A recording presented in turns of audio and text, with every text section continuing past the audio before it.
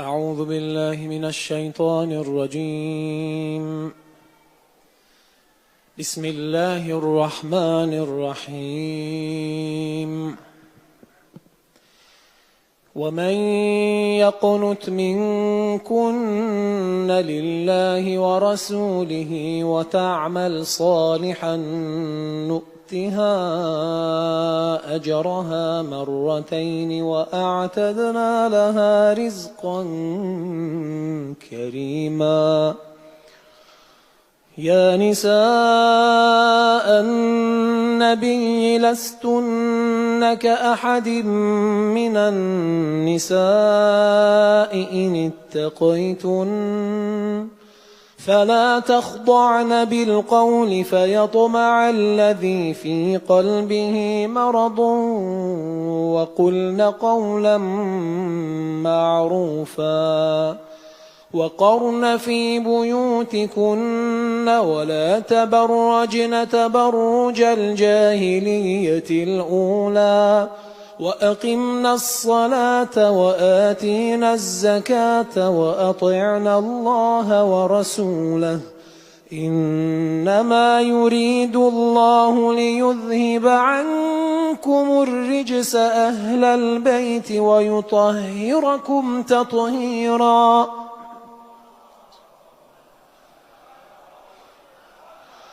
واذكرن ما يتلى في بيوتكن من آيات الله والحكمة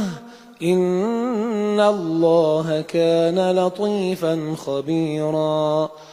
إن المسلمين والمسلمات والمؤمنين والمؤمنات والقانتين والقانتات والصادقين والصادقات والصابرين والصابرات والخاشعين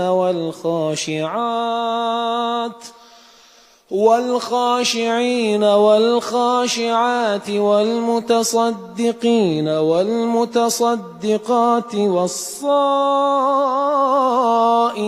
والصائمات والحافظين فروجهم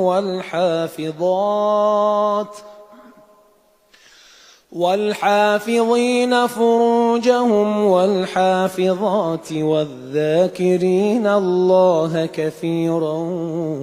والذاكرات أعد الله لهم مغفرة وأجرا عظيما. وما كان لمؤمن ولا مؤمنة إذا قضى الله ورسوله أمرا أن يكون لهم الخيرة من أمرهم ومن يعص الله ورسوله فقد ضل ضلالا مبينا. وإذ تقول للذي أنعم الله عليه وأنعمت عليه أمسك عليك زوجك واتق الله وتخفي في نفسك ما الله مبديه وتخشى الناس والله أحق أن تخشاه فلما قضى زيد منها وطرا زوجناكها لكي لا يكون على المؤمنين حرج في أزواج أدعيائهم إذا قضوا منهن وطرا وكان أمر الله مفعولا. ما كان على النبي من حرج فيما فرض الله له سنة الله في الذين خلوا من قبل وكان أمر الله قدرا مقدورا. الذين يبلغون رسالات الله ويخشونه ولا يخشون أحدا إلا الله وكفى بالله حسيبا. ما كان محمد محمد أبا أحد من رجالكم ولكن رسول الله وخاتم النبيين وكان الله بكل شيء عليما. يا أيها الذين آمنوا اذكروا الله ذكرا كثيرا وسبحوه بكرة وأصيلا. هو الذي يصلي عليكم وملائكته ليخرجكم من الظلمات إلى النور وكان بالمؤمنين رحيما. تحيتهم يوم يلقونه سلام وأعد لهم أجرا كريما. يا أيها النبي إنا أرسلناك شاهدا ومبشرا ونذيرا وداعيا إلى الله بإذنه وسراجا منيرا. وبشر المؤمنين بأن لهم من الله فضلا كبيرا. ولا تطع الكافرين والمنافقين ودع أذاهم وتوكل على الله وكفى بالله وكيلا. يا أيها الذين آمنوا إذا نكحتم المؤمنات ثم طلقتموهن من قبل أن تمسوهن فما لكم عليهن من عدة تعتدونها فمتعوهن وسرحوهن سراحا جميلا. يا أيها النبي إنا أحللنا لك أزواجك اللاتي آتيت أجورهن وما ملكت يمينك مما أفاء الله عليك وبنات عمك وبنات عماتك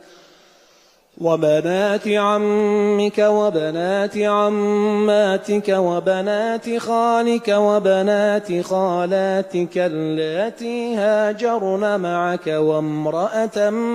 مؤمنة إن وهبت نفسها للنبي إن أراد النبي أن يستنكحها خالصة لك وامرأة مؤمنة إن وهبت نفسها للنبي إن أراد النبي أن يستنكحها خالصة لك من دون المؤمنين. قد علمنا ما فرضنا عليهم في أزواجهم وما ملكت أيمانهم لكي لا يكون عليك حرج وكان الله غفورا رحيما.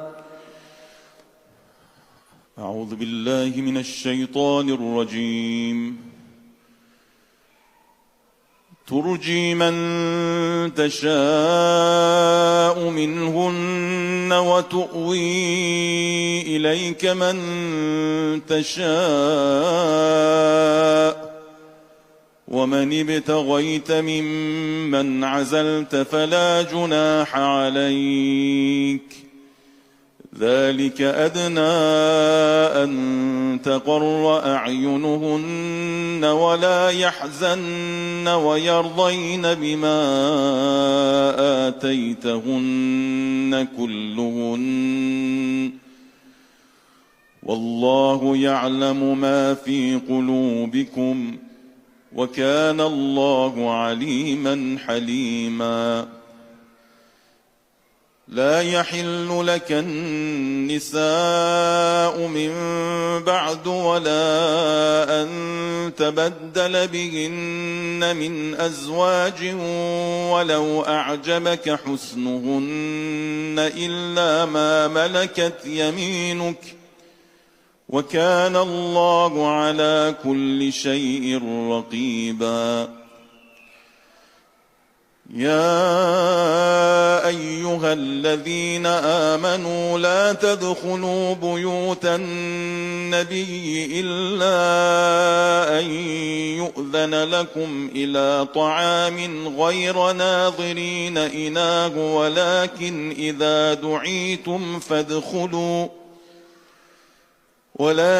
إذا دعيتم فادخلوا فإذا طعمتم فانتشروا ولا مستأنسين لحديث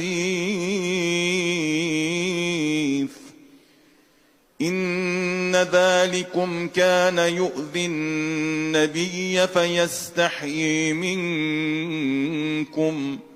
والله لا يستحيي من الحق وإذا سألتموهن متاعا فاسألوهن من وراء حجاب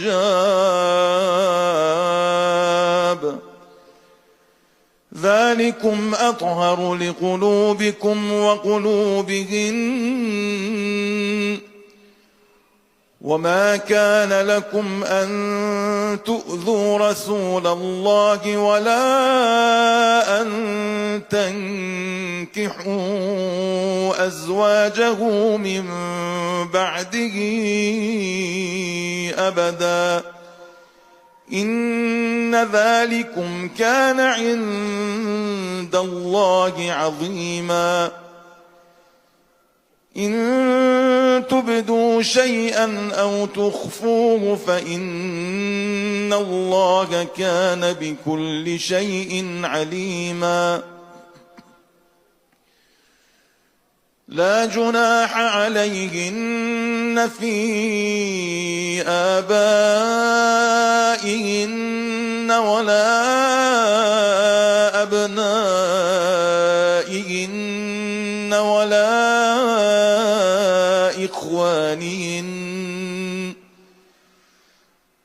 ولا إخوانهن ولا أبناء إخوانهن ولا أبناء أخواتهن ولا نسائهن ولا ما ملكت أيمانهن واتقين الله إن الله كان على كل شيء شهيدا. إن الله وملائكته يصلون على النبي يا أيها الذين آمنوا صلوا عليه وسلموا تسليما.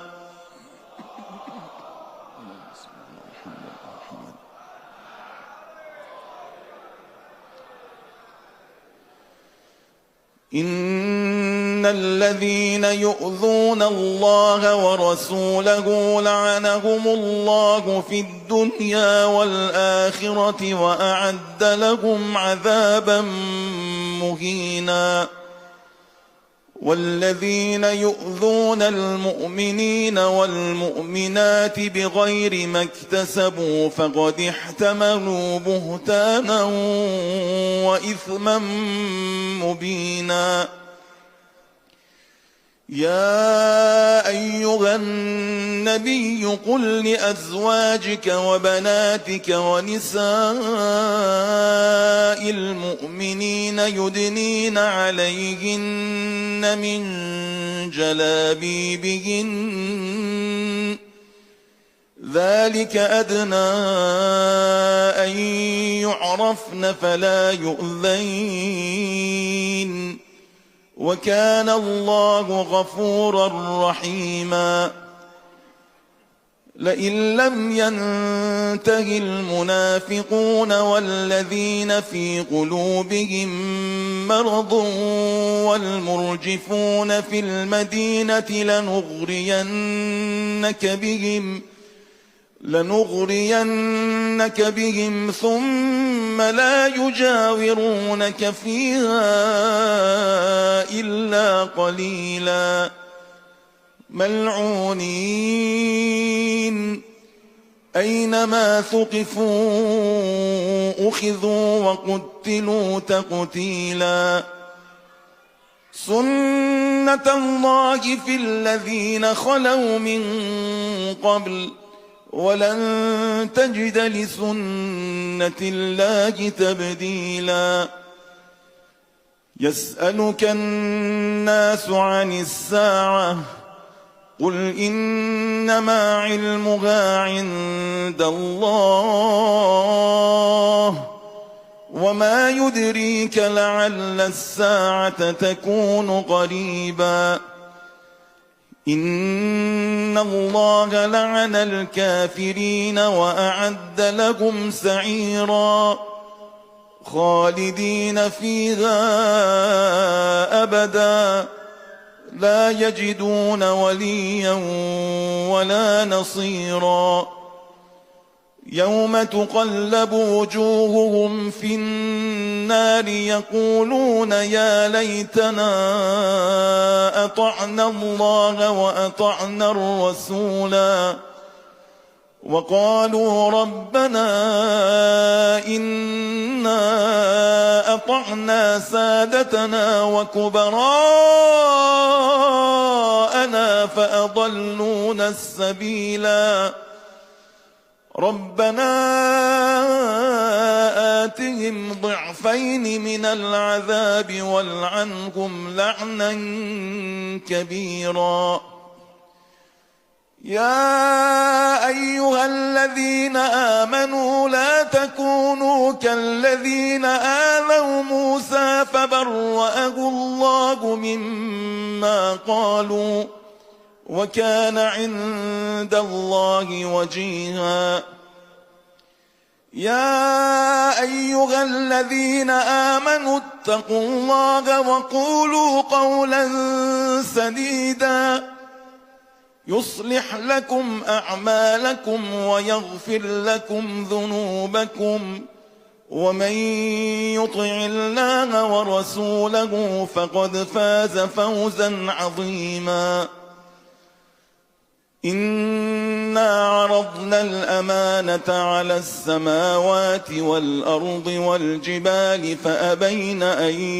يحملنها وأشفقن منها وحملها الإنسان إنه كان ظلوما جهولا ليعذب الله المنافقين والمنافقات والمشركين والمشركات ويتوب الله على المؤمنين والمؤمنات وكان الله غفورا رحيما بسم الله الرحمن الرحيم الحمد لله الذي له ما في السماوات وما في الأرض وله الحمد في الآخرة وهو الحكيم الخبير يعلم ما يلج في الأرض وما يخرج منها وما ينزل من السماء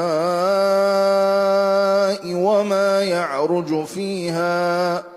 وهو الرحيم الغفور وقال الذين كفروا لا تأتينا الساعة قل بلى وربي لتأتينكم عالم الغيب لا يعزب عنه مثقال ذرة في السماوات ولا في الأرض ولا أصغر من ذلك ولا أكبر إلا في كتاب مبين ليجزي الذين آمنوا وعملوا الصالحات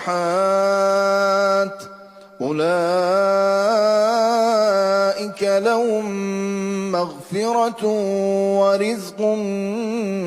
كريم والذين سعوا في آياتنا معاجزين أولئك لهم عذاب من رجز أليم ويرى الذين أوتوا العلم الذي أنزل إليك من ربك هو الحق ويهدي إلى صراط العزيز الحميد وقال الذين كفروا هل ندلكم على رجل ينبئكم إذا مزقتم كل ممزق إنكم لفي خلق جديد أفترى على الله كذبا أم به جنة بل الذين لا يؤمنون بالآخرة في العذاب والضلال البعيد أفلم يروا إلى ما بين أيديهم وما خلفهم من السماء والأرض إن نشأ نخسف بهم الأرض أو نسقط عليهم كسفا من السماء إن في ذلك لآية لكل عبد منيب ولقد آتينا داود منا فضلا يا جبال أوبي معه والطير وألنا له الحديد أن اعمل سابغات وقدر في السرد واعملوا صالحا إني بما تعملون بصير ولسليمان الريح غدوها شهر ورواحها شهر وأسلنا له عين القطر ومن الجن من يعمل بين يديه بإذن ربه ومن يزغ منهم عن أمرنا نذقه من عذاب السعير يعملون له ما يشاء من محاريب وتماثيل وجفان كالجواب وقدور الراسيات اعملوا آل داود شكرا وقليل من عبادي الشكور فلما قضينا عليها الموت ما دلهم على موته إلا دابة الأرض تأكل من سأته فلما خر تبينت الجن أن لو كانوا يعلمون الغيب ما لبثوا في العذاب المهين لقد كان لسبإ في مسكنهم آية جنتان عن يمين وشمال كلوا من رزق ربكم واشكروا له بلدة طيبة ورب غفور فأعرضوا فأرسلنا عليهم سيل العرم وبدلناهم بجنتين جنتين ذواتي أكل خمط وأثل وشيء من سدر قليل ذلك جزيناهم بما كفروا وهل نجازي إلا الكفور وجعلنا بينهم وبين القرى التي باركنا فيها قرى ظاهرة وقدرنا فيها السير سيروا فيها ليالي وأياما آمنين فقالوا ربنا باعد بين أسفارنا وظلموا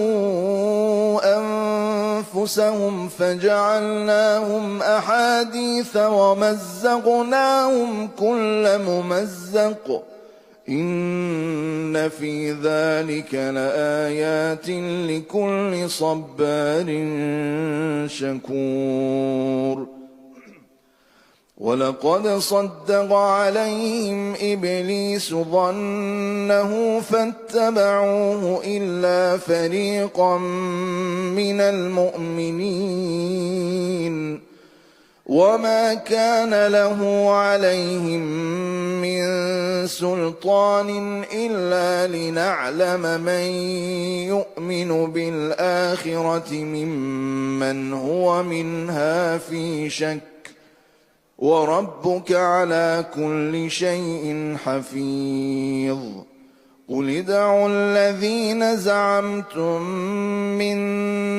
دون الله لا يملكون مثقال ذرة في السماوات ولا في الأرض وما لهم فيهما من شرك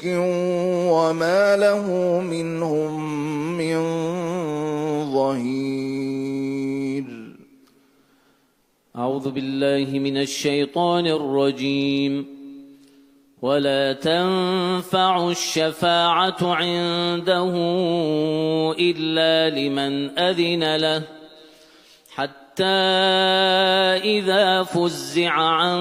قلوبهم قالوا ماذا قال ربكم قالوا الحق وهو العلي الكبير قل من يرزقكم من السماوات والأرض قل الله وإنا أو إياكم لعلى هدى أو في ضلال مبين قل لا تسألون عما أجرمنا ولا نسأل عما تعملون قل يجمع بيننا ربنا ثم يفتح بيننا بالحق وهو الفتاح العليم قل أروني الذين ألحقتم به شركاء كلا بل هو الله العزيز الحكيم وما أرسلناك إلا كافة للناس بشيرا ونذيرا ولكن أكثر الناس لا يعلمون ويقولون متى هذا الوعد إن كنتم صادقين قل لكم ميعاد يوم لا تستأخرون عنه ساعة ولا تستقدمون وقال الذين كفروا لن نؤمن بهذا القرآن ولا بالذي بين يديه ولو ترى إذ الظالمون موقوفون عند ربهم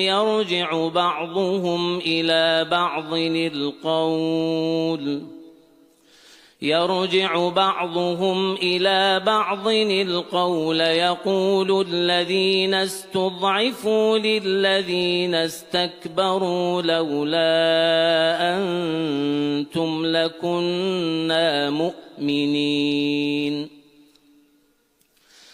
قال الذين استكبروا للذين استضعفوا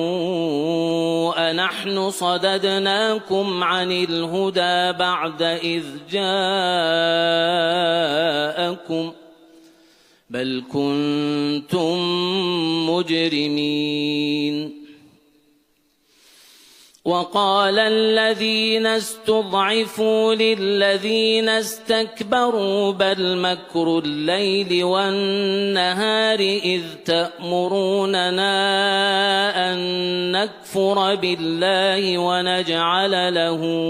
أندادا وأسروا الندامة لما رأوا العذاب وجعلنا الأغلال في أعناق الذين كفروا هل يجزون إلا ما كانوا يعملون وما أرسلنا في قرية من نذير إلا قال مترفوها إنا بما أرسلتم به كافرون وقالوا نحن أكثر أموالا وأولادا وما نحن بمعذبين قل إن ربي يبسط الرزق لمن يشاء ويقدر ولكن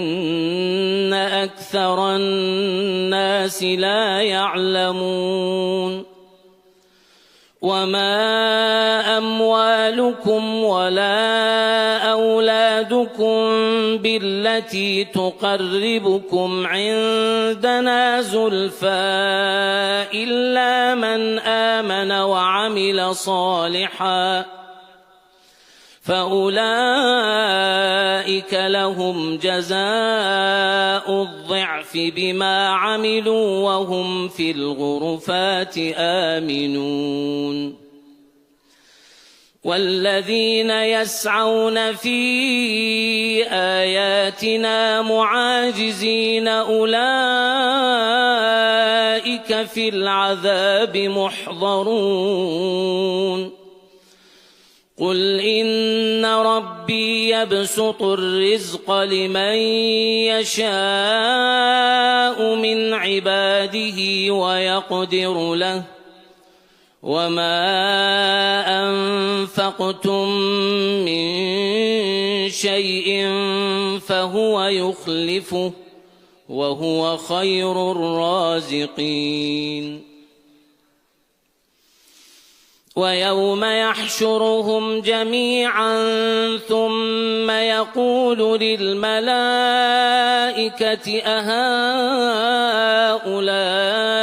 إياكم كانوا يعبدون قالوا سبحانك أنت ولينا من دونهم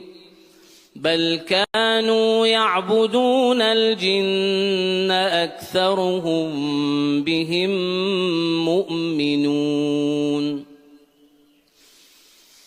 فاليوم لا يملك بعضكم لبعض نفعا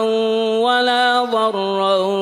ونقول للذين ظلموا ذوقوا عذاب النار التي كنتم بها تكذبون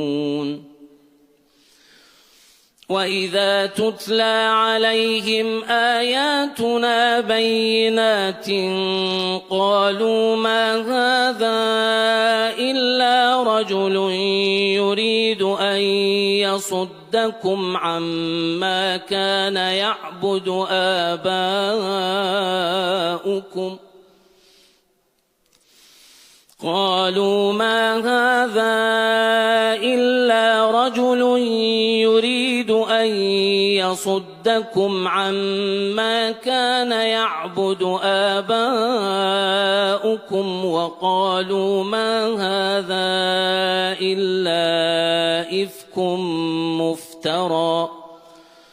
وقال الذين كفروا للحق لما جاءهم إن هذا إلا سحر مبين وما آتيناهم من كتب يدرسونها وما أرسلنا إليهم قبلك من نذير وكذب الذين من قبلهم وما بلغوا معشار ما آتيناهم فكذبوا رسلي فكيف كان نكير قل إنما أعظكم بواحدة أن تقوموا لله مثنى وفرادا ثم تتفكروا ما بصاحبكم من جنة إن هو إلا نذير لكم بين يدي عذاب شديد قل ما سألتكم من أجر فهو لكم إن أجري إلا على الله وهو على كل شيء شهيد قل إن ربي يقذف بالحق علام الغيوب قل جاء الحق وما يبدئ الباطل وما يعيد قل إن ضللت فإنما أضل على نفسي وإن اهتديت فبما يوحي إلي ربي إنه سميع قريب ولو ترى إذ فزعوا فلا فوت وأخذوا من مكان قريب وقالوا آمنا به وأنى لهم التناوش من مكان بعيد وقد كفروا به من قبل ويقذفون بالغيب من مكان بعيد وحيل بينهم وبين ما يشتهون كما فعل بأشياعهم من قبل إنهم كانوا في شك مريب بسم الله الرحمن الرحيم الحمد لله فاطر السماوات والأرض جاعل الملائكة رسلا أولي أجنحة مثنى وثلاث ورباع يزيد في الخلق ما يشاء إن الله على كل شيء قدير. ما يفتح الله للناس من رحمة فلا ممسك لها وما يمسك فلا مرسل له من بعده وهو العزيز الحكيم. يا أيها الناس اذكروا نعمة الله عليكم هل من خالق غير الله يرزقكم من السماء والأرض لا إله إلا هو فأنى تؤفكون. وإن يكذبوك فقد كذبت رسل من قبلك وإلى الله ترجع الأمور. يا أيها الناس إن وعد الله حق فلا تغرنكم الحياة الدنيا ولا يغرنكم بالله الغرور. إن الشيطان لكم عدو فاتخذوه عدوا إنما يدعو حزبه ليكونوا من أصحاب السعير.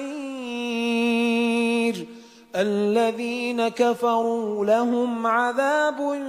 شديد والذين آمنوا وعملوا الصالحات لهم مغفرة وأجر كبير.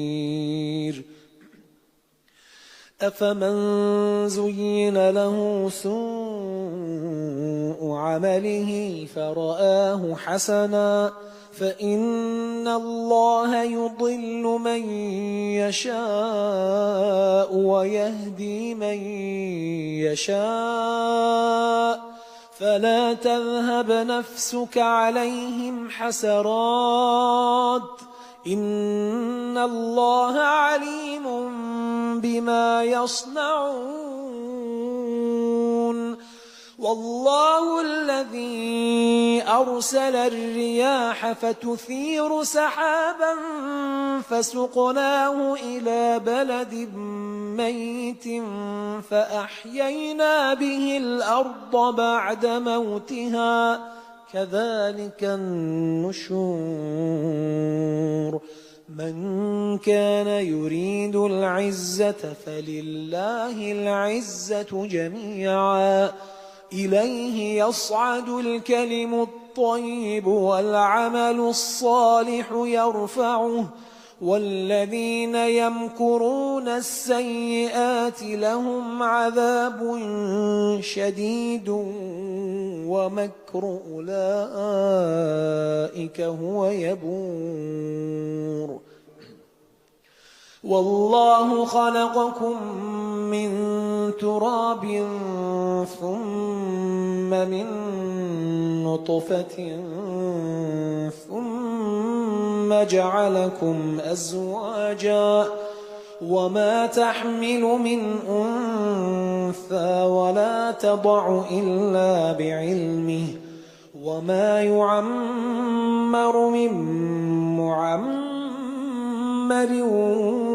ولا ينقص من عمره إلا في كتاب إن ذلك على الله يسير. وما يستوي البحران هذا عذب فرات سائغ شرابه وهذا ملح أجاج ومن كل تأكلون لحما طريا وتستخرجون حلية تلبسونها ومن كل تأكلون لحما طريا وتستخرجون حلية تلبسونها وترى الفلك فيه مواخر لتبتغوا من فضله ولعلكم تشكرون يولج الليل في النهار ويولج النهار في الليل وسخر الشمس والقمر كل يجري لأجل مسمى ذلكم الله ربكم له الملك والذين تدعون من دونه ما يملكون من قطمير إن تدعوهم لا يسمعوا دعاءكم ولو سمعوا ما استجابوا لكم ويوم القيامة يكفرون بشرككم ولا ينبئك مثل خبير يا أيها الناس أنتم الفقراء إلى الله والله هو الغني الحميد إن يشأ يذهبكم ويأت بخلق جديد وما ذلك على الله بعزيز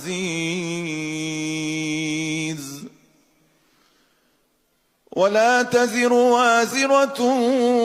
وزر أخرى وإن تدع مثقلة إلى حملها لا يحمل منه شيء ولو كان ذا قربى إنما تنذر الذين يخشون ربهم بالغيب وأقاموا الصلاة ومن تزكى فإنما يتزكى لنفسه وإلى الله المصير وما يستوي الأعمى والبصير ولا الظلمات ولا النور ولا الظل ولا الحرور وما يستوي الأحياء ولا الأموات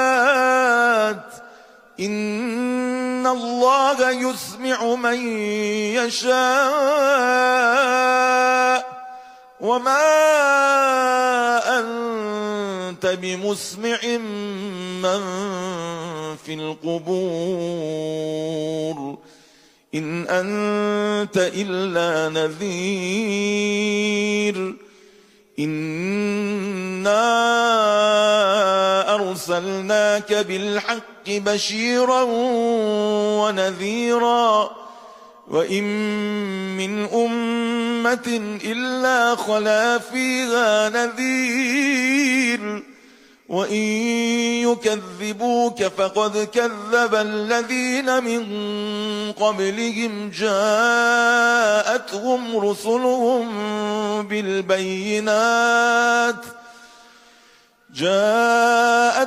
رسلهم بالبينات وبالزبر وبالكتاب المنير ثم أخذت الذين كفروا فكيف كان نكير ألم تر أن الله أنزل من السماء ماء فأخرجنا به ثمرات مختلفا ألوانها ومن الجبال جدد بيض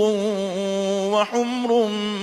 مختلف ألوانها وغرابيب سود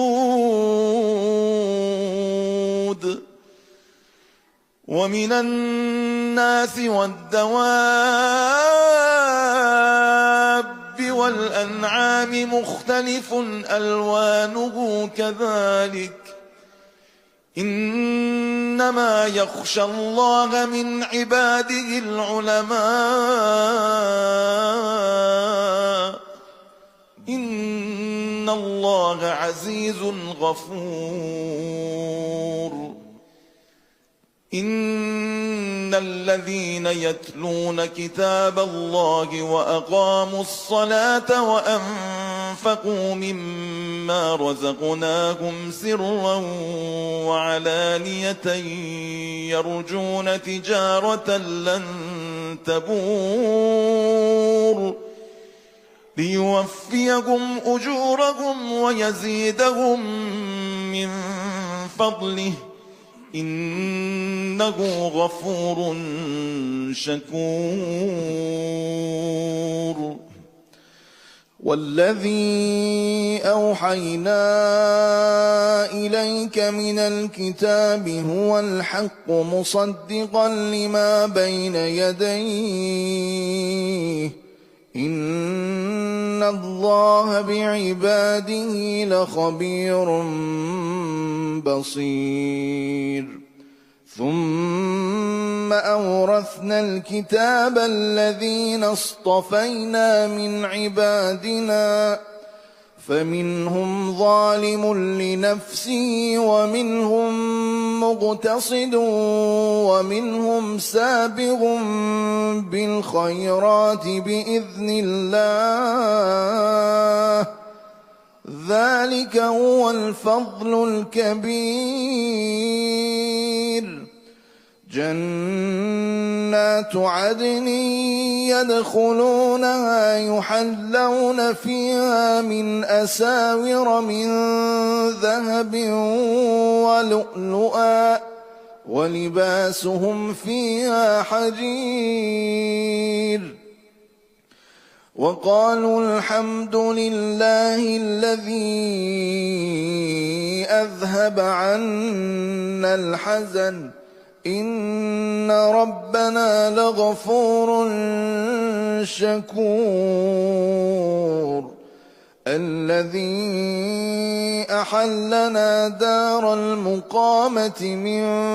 فضله لا يمسنا فيها نصب ولا يمسنا فيها لغوب والذين كفروا لهم نار جهنم لا يقضى عليهم فيموتوا ولا يخفف عنهم من عذابها كذلك نجزي كل كفور وهم يصطرخون فيها ربنا أخرجنا نعمل صالحا غير الذي كنا نعمل أولم نعمركم ما يتذكر فيه من تذكر وجاءكم النذير فذوقوا فما للظالمين من نصير إن الله عالم غيب السماوات والأرض إنه عليم بذات الصدور هو الذي جعلكم خلائف في الأرض فمن كفر فعليه كفره ولا يزيد الكافرين كفرهم عند ربهم إلا مقتا ولا يزيد الكافرين كفرهم إلا خسارا قل أرأيتم شركاءكم الذين تدعون من دون الله أروني ماذا خلقوا من الأرض أم لهم شرك في السماوات أم آتيناهم كتابا فهم على بينة منه بل إن يعد الظالمون بعضهم بعضا إلا غرورا إن الله يمسك السماوات والأرض أن تزولا ولئن زالتا إن أمسكهما من أحد من بعده إنه كان حليما غفورا وأقسموا بالله جهد أيمانهم لئن جاءهم نذير ليكونن أهدى من إحدى الأمم فلما جاءهم نذير ما زادهم إلا نفورا استكبارا في الأرض ومكر السيء ولا يحيق المكر السيء إلا بأهله فهل ينظرون إلا سنة الأولين فلن تجد لسنة الله تبديلا ولن تجد لسنة الله تحويلا أولم يسيروا في الأرض فينظروا كيف كان عاقبة الذين من قبلهم وكانوا أشد منهم قوة وما كان الله ليعجزه من شيء في السماوات ولا في الأرض إنه كان عليما قديرا ولو يؤاخذ الله الناس بما كسبوا ما ترك على ظهرها من دابة ولكن يؤخرهم إلى أجل مسمى فإذا جاء أجلهم فإن الله كان بعباده بصيرا بسم الله الرحمن الرحيم ياسين والقرآن الحكيم إنك لمن المرسلين على صراط مستقيم تنزيل العزيز الرحيم لتنذر قوما ما أنذر آباؤهم فهم غافلون لقد حق القول على أكثرهم فهم لا يؤمنون إنا جعلنا في أعناقهم أغلالا فهي إلى الأذقان فهم مقمحون وجعلنا من بين أيديهم سدا ومن خلفهم سدا فأغشيناهم فهم لا يبصرون وسواء عليهم أأنذرتهم أم لم تنذرهم لا يؤمنون إنما تنذر من اتبع الذكر وخشي الرحمن بالغيب فبشره بمغفرة وأجر كريم إنا نحن نحيي الموتى ونكتب ما قدموا وآثارهم وكل شيء أحصيناه في إمام مبين واضرب لهم مثلا أصحاب القرية إذ جاءها المرسلون إذ أرسلنا إليهم 2 فكذبوهما فعززنا بثالث فقالوا إنا إليكم مرسلون قالوا ما أنتم إلا بشر مثلنا وما أنزل الرحمن من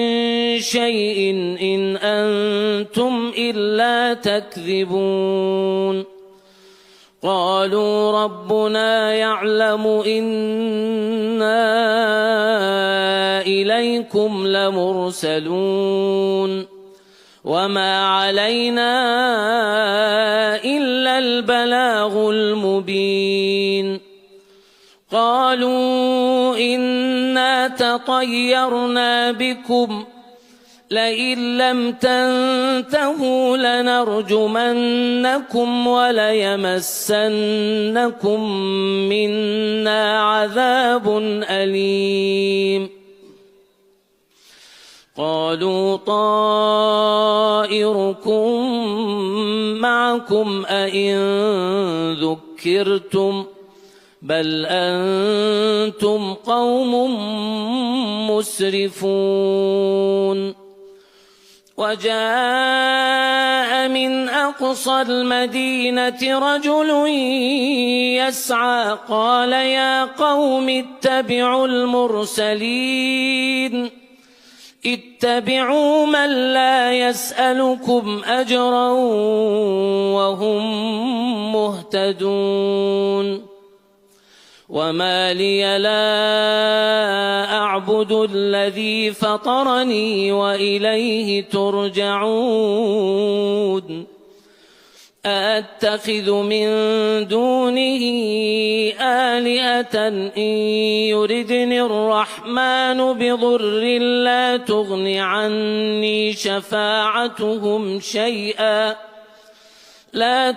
عني شفاعتهم شيئا ولا